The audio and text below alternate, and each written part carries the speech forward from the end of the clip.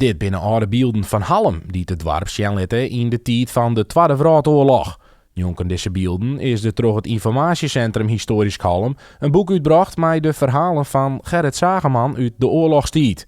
Zageman wenne in het dorp en kwam zo'n tweeënlien via Facebook in contact met Evert Veenstra van het informatiecentrum. Zageman begon de verhalen over de Tweede Wereldoorlog aan Veenstra te vertellen en Veenstra vroeg hem of er deze verhalen ook op papier zetten woe. En hij zei tegen mij van, daar moet ik even nog nooit denken. Maar na een goed week of zo, kreeg ik op de mail al een voorzetje van een stuk tekst. Nou, en ik zei, dat is hartstikke mooi. En als je terug in willen, graag. En toen dacht ik, nou, ik krijg een paar A4'tjes, maar ik zeg maar een jaar hier of zo, toen kreeg ik me een lape tekst binnen. Vervolgens heb ik die tekst uitspreid aan Siets Rings, Siem van den Berg en aan Kijper Vlietstra. Maar de vraag van, vind je dit boekje waardig? Nou, en daar waren ze al enthousiast over. Dus, en zo is het eigenlijk begonnen. Dus uiteindelijk is het belonen bij Siets Rings.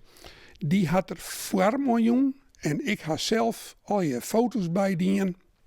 En na heel wat skikken en scoren is het uiteindelijk dit resultaat worden. En daar ben we heel wijs mee. En het doel daarachter is eigenlijk dat wij het verhaal van de oorlog oerdragen kunnen aan ons bewoners. En Gerrit had het op een hele mooie, sfeervolle manier omschreven wat er in de oorlog speelde. De kapitein, ja. Ja, Aurora? de Aurora. Ja, dit is de Aurora, ja. Minkes Mol. Ja, mollenjagen.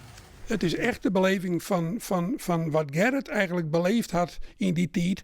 En wij vinden dat eigenlijk heel bijzonder. Want hij weer van een leeftijd van 5 tot 10 jaar ongeveer. Dus hij had heel volle om te horen kunnen uitzien binnen.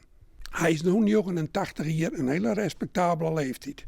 Maar de groep mensen die de oorlog mooi maken, die wordt steeds lietser. Dus wij hebben deze kans gekregen en ben er direct tegengewezen mee dat we dit als het ware nog vangen konden in een boek, zeg ik maar zeggen. En dat bleef dan ook.